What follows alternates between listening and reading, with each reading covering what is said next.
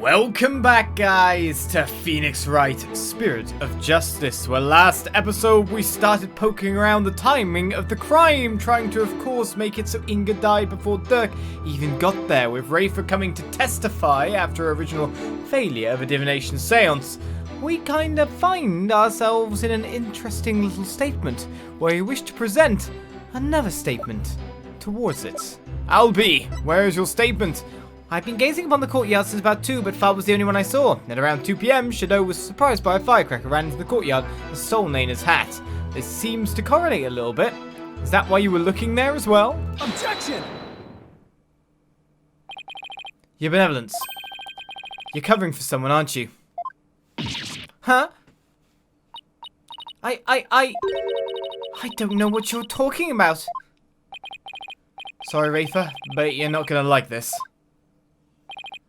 Well, the thing is, I have a statement here that you might find interesting. It's from a witness who claims that around 2 PM his dog got loose and ran into the palace's courtyard. That's when the little fellow stole this hat from someone. Ah! That's Nayna's! I mean, nothing! Never mind!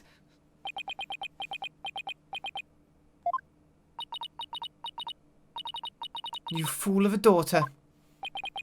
It seems the princess made a blunder. So let me get this straight. This is Nayna's hat, which means she had to have been in the royal residence at around 2. So, then you had to have seen Nayna sometime after 2 PM yesterday. Oh, no! Please, your benevolence, tell us what you really saw.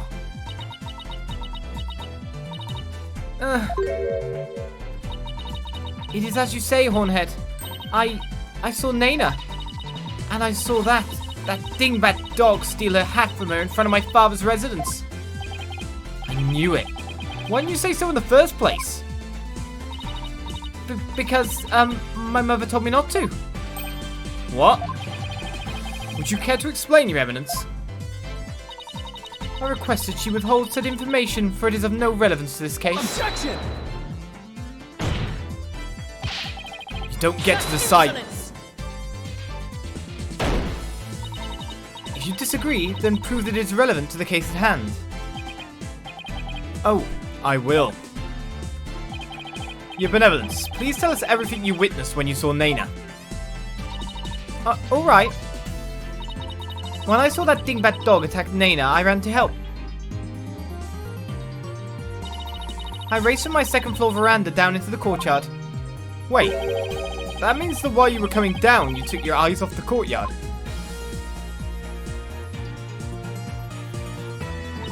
Yes, but only for a moment. This is crucial testimony. If you took your eyes off the courtyard, it means somebody else could have entered the tomb without you ever knowing. Ah! Your benevolence. Are you sure no one else was there? Yes? She's hiding something again. What about Nayna? Were you able to help her? When I got down to the courtyard, Nayna was... she was gone. Gone? Yes, and I never saw her again after that. Any idea what happened? That dingbat dog must have gobbled her up. I seriously doubt that. But how could Nayna simply disappear while Rayfa wasn't looking? Rayfa must know something. The only question is what? So why Shadow was in the courtyard?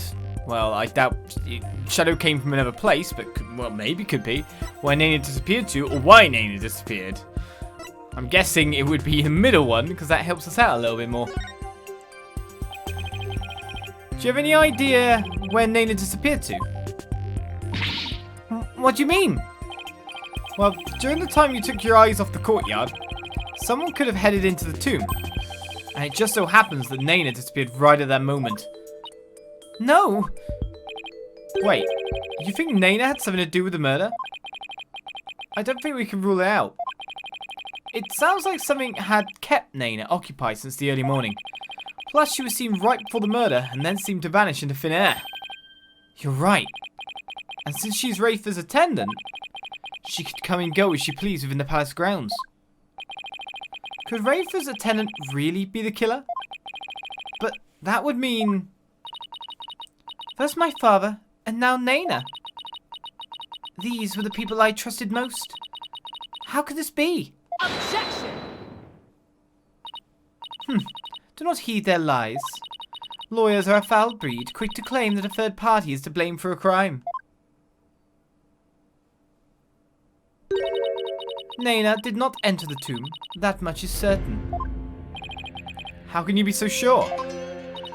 When Nayna's hat was stolen, that crazed cur spilled an urn full of water upon my husband's doorstep. Is that not right, Rayfa? Yes, it is. While that dingbat dog was tugging on Nayna's hat, it tipped over the urn.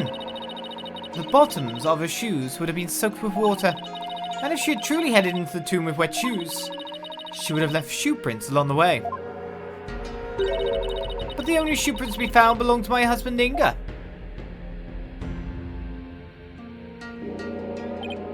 Huh. Then... That's right, Nayna never did go into the tomb that day.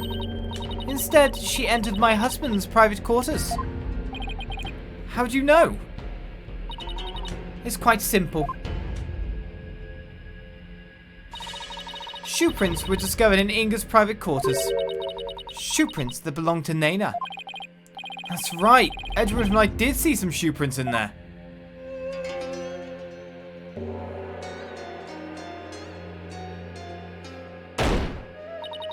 Now do you understand? Nayna could not possibly have gone into the tomb. And that supposed third party at the crime scene is but a figment of your imagination. Another glorious destruction! All hail the genius that is her eminence, Queen Garan!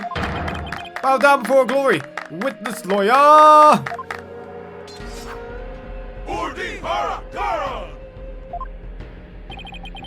Could those guys fanboy any harder?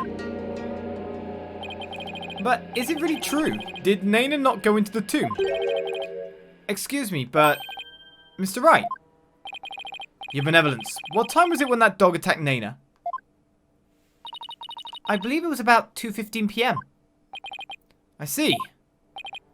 Apollo, if Nayna entered Inga's private quarters around 2:15, and Inga came racing out at around 2:30, pale-faced and screaming, then... I know what you're getting at. Yes, that might explain his scream. Would the defense please share their theory regarding Justice Minister Inga's scream? Certainly, Your Majesty. Mr. Inga screamed because he had a bad dream, he was attacked by Nayna, he saw a ghost. Well, to continue with our theories at the moment, this is our chain of thought after all. Maybe he was attacked by Nayna. This would make the Justice Minister's private quarters the real scene of the crime. Does your idiocy know no bounds? The minister's body was found in the tomb. Or are you suggesting that the body was moved? Do I think the minister was moved from his private quarters? I think the possibility exists, does not exist. Right, obviously it exists, because if we're saying he was murdered there, but he was found over there.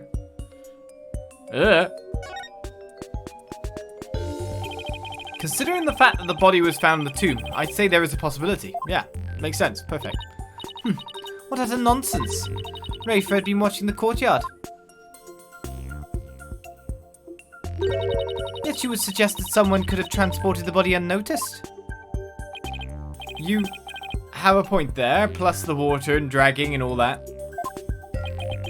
In that case, I'd say there's no way the body was moved. Oh, we're just choosing the other option straight. If that's fine by me. After all, there was an awful lot of blood in the tomb.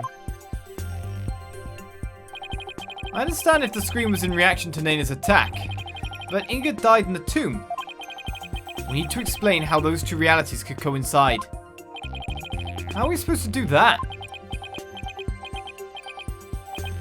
Oh, maybe where he was stabbed and where he died were two completely different locations. What do you mean? It's just, let's look at this as simply as possible. If the minister's body wasn't moved, he might have been stabbed by Nayna in his private quarters, but then died in the tomb. Then his body was moved, technically. I see. On the one hand, that seems plausible, but on the other, it seems decidedly implausible. Prosecutor Sabmadi, what is that fool babbling on about now? Is this a riddle from one of those fortune cookies America seems so fond of? They are? What? Perhaps, but I believe he himself does not know what he means to say. In all likelihood, it was a poor attempt to confuse us. We should simply ignore him. Objection! I wasn't finished yet, so hold off on the analysis, would you? The autopsy report never stated that the minister's death was instantaneous, so he could have conceivably moved from one place to another after being stabbed. Oh my! Are you suggesting he ran all the way to the tomb with a knife sticking out of his back? Well, yes, that's the gist of it. In short, Minister Inga saw Nayna with a knife, let out a scream, and when he turned his back to her to flee. Right, and that's when he was stabbed from behind. Well, Your Majesty, does my theory hold water? Such insolence! How dare you bore me like this? Huh?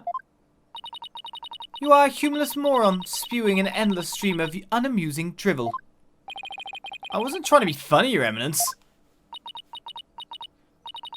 Prosecutor, enlighten this ignorant clown in lawyer's clothing. Your Eminence. Ha!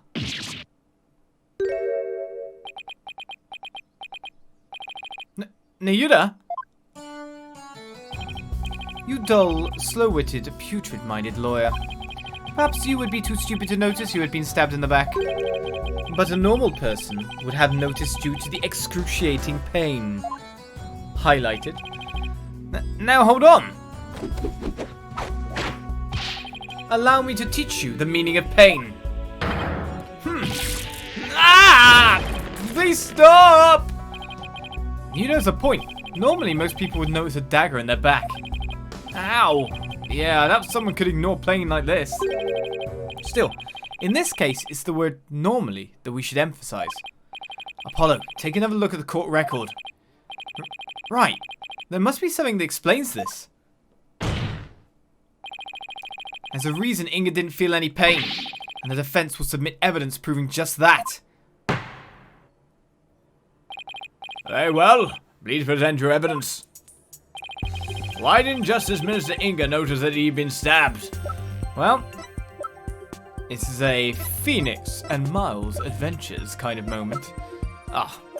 Just scrolled off it. Painkiller shots. The medication Inga used for his back pain. Said to make the pain disappear. Super strong stuff, right? Take that! Those are my father's painkiller shots.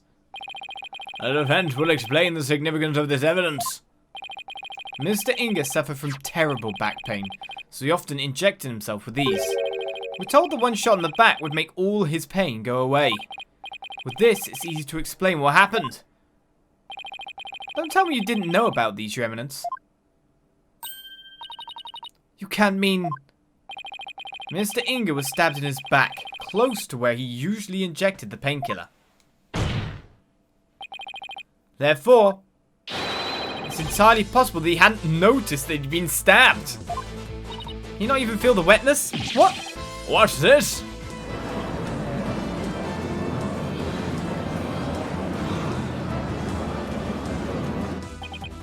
And then, are you suggesting Justice Minister Inga really ran off with a knife protruding from its back? I am, Your Majesty. So then, when I saw my father, he had a knife sticking out of him. I mean, with that cape of his, I couldn't see his back very well. Yes, the knife was there. It was just plunged in so deep you didn't notice it under the cape. Therefore, when you saw your father, he was already dead. Murdered by Nayna in his private quarters. Hokanka!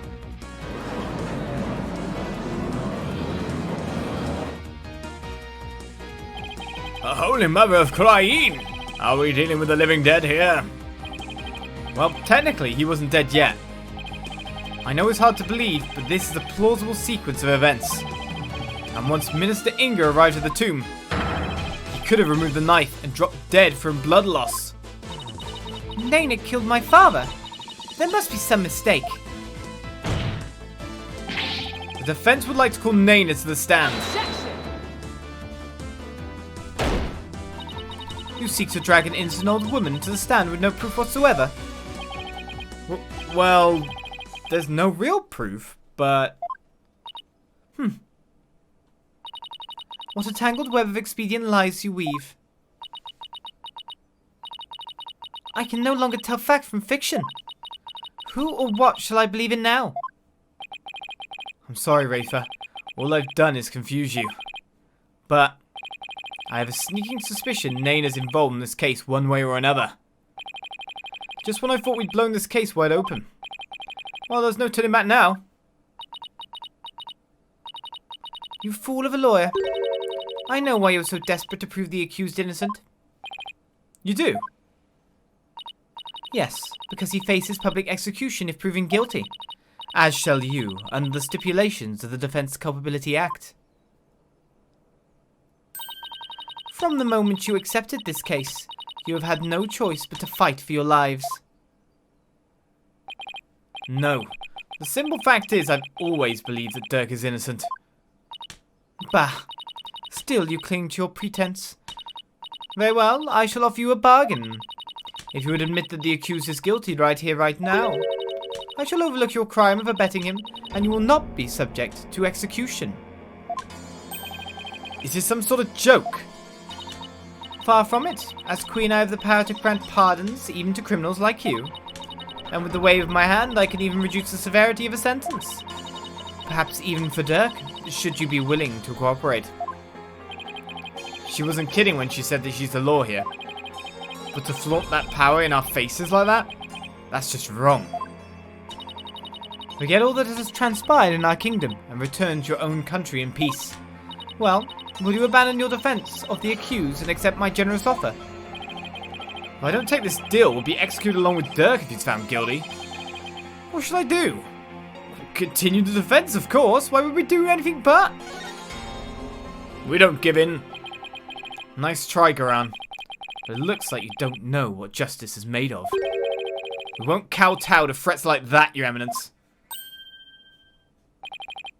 Mr. Wright, I'm sorry, but I can't back down now. I don't want to drag you into this, so... Don't worry, I'm with you, Apollo. To the bitter end, if need be. And while I can't say I'm used to it, this isn't exactly my first rodeo.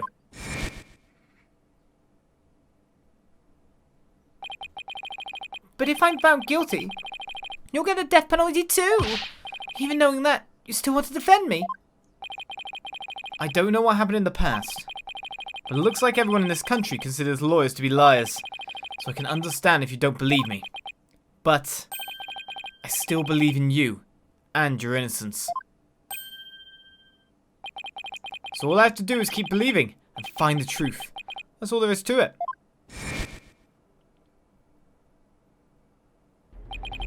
So keep on fighting, Apollo. You'll hear no objections from me. You nincompoops! You'll die if you lose this case. Why would you even entertain the notion of continuing? I believe that Dirk is innocent. That's why. And besides, trials exist to give the truth a chance to get out into the open. You can't give up just because you're afraid of some punishment. Even if that punishment is death. Does that not frighten you, Hornhead? Who wouldn't be scared? I mean, just thinking about it. Makes me weak in the knees, to be honest. But as a lawyer, I have a duty to protect my client. I can't just abandon that. A duty you're willing to die for? And yet, Duty. It's a heavy burden, alright. Rayfa looks like she's really struggling. Your benevolence. As Crown Princess, you were destined to rule this kingdom one day. That means there will be many things that you alone must determine. Things like how to keep your people happy, and what is true and what is false. And most importantly, what role you must play therein.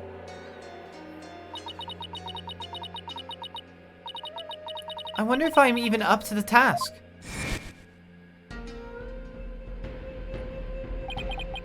But it's no surprise, considering the torrent of painful truth she's had to face.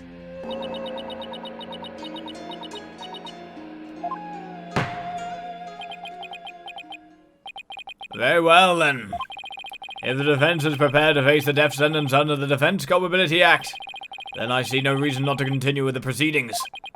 But I must admit, I see no grounds for doubting the accused's guilt. Unless the defense has further evidence that would indicate a different suspect? Do we have anything like that? Well, lawyer, do you have any new evidence you would care to present? Or shall I have the executioner start his preparations? If she thinks I can't do this, she's got another thing coming. But first, I have some serious thinking to do.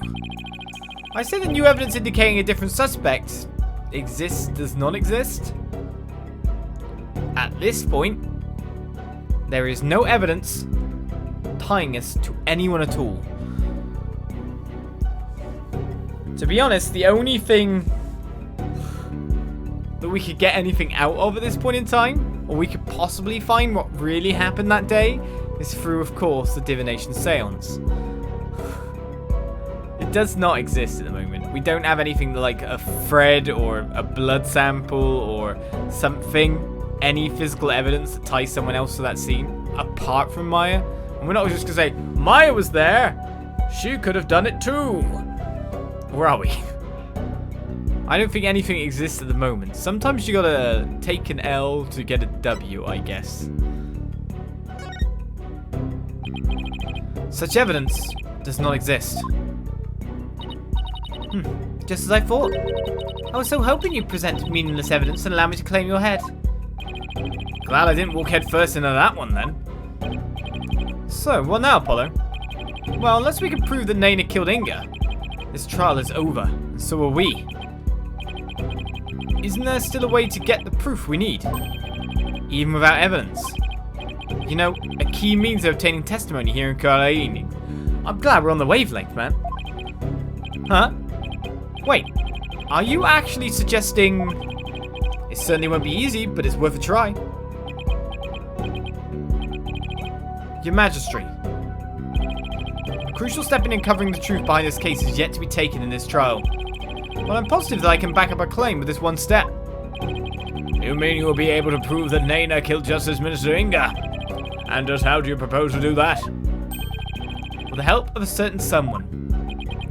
You need help? From someone? Well, I can't imagine who it could be. But I suppose I must ask. Whose help do you need to uncover the truth?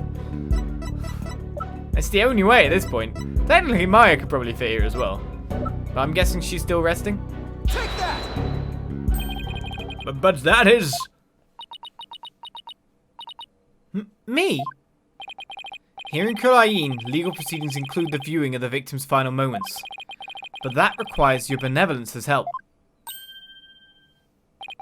Such information is just as vital as any other piece of conclusive evidence.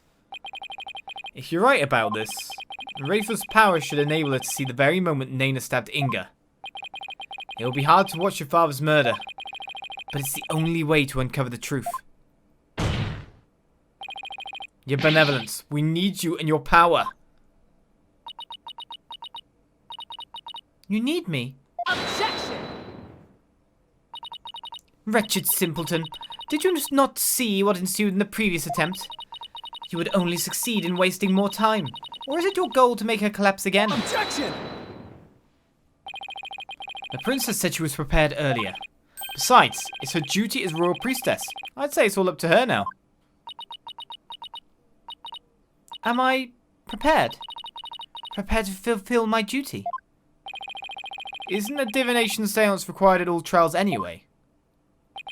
If so, I imagine there'd be a problem with handing down a verdict without one. Indeed. It would be problematic.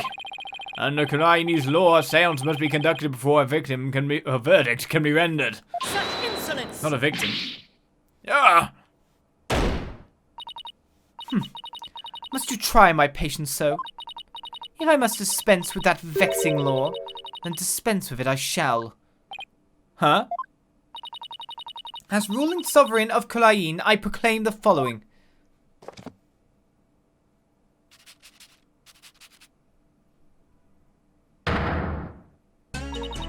Henceforth, the divination seance shall be optional. What? She has the power to do that? She just rewrote the law with a flourish of her hand.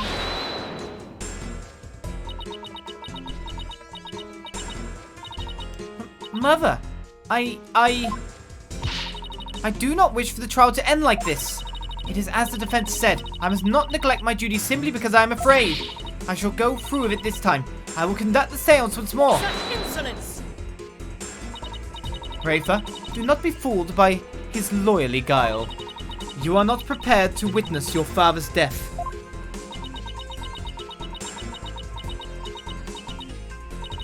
But Hornhead needs my help. Rayfa, did you not tell me earlier? Did you not tell me you were prepared? But despite your grandiose posturing, you collapsed in a most piteous fashion. Even worse, you have erred in your insights of late. Or has not the barbed one there overturned them more than once? Oh. You cannot be trusted to keep your word, nor can you reveal the truth through your insights. So I say to you, begone! This sacred hall of justice has no need for such a worthless royal priestess. Worthless? Wow. How could you say that to her own daughter? So, Mother, you think me worthless? Objection! Her benevolence says she can do it, doesn't she? So I don't see why you have to condemn her before she's even made the attempt.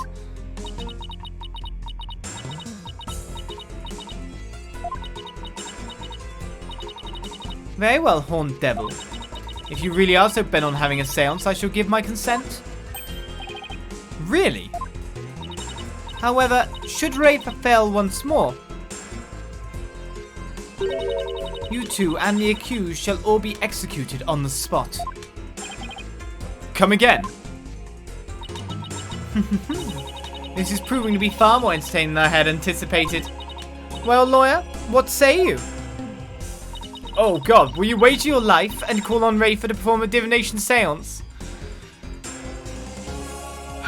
Well, the only thing we can do to get the evidence is to call on Rayfa. However, it's for our life. And if she manages to fail, then we're donezo, right?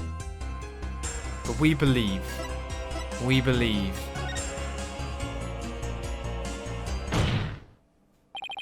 I don't think you're worthless, your benevolence. Far from it, in fact. If you say you can do it, then I believe in you. Hornhead, I do not understand. If I fail, you will be put to death. I know you collapsed during your previous attempt.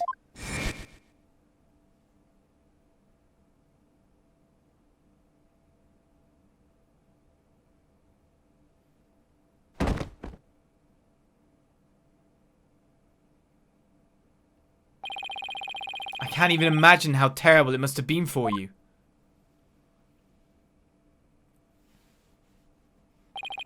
But despite that, you are willing to try again. I have faith in that conviction, in that courage. My courage? Ah, she was doomed to fail if she didn't have the courage to perform the seance. But it looks like she's got the determination to try again. Alright, and that's a bet I'm willing to take. But it is as Mother said, I've erred in my insights as of late. Not only have I failed to reveal the truth, I've also contributed to false accusations. Knowing that, can you still say that you believe in me? Objection! I wouldn't take stock in those words, your benevolence. Despite what your mother says, I don't think you've made any errors at all. Huh? In the trials I've been a part of here in Khura'in, I would have never proven my client's innocence without your seances. Because even though they didn't always reflect the absolute truth, the insight they provided served as vital leads to finding the truth. Vital leads? My seances?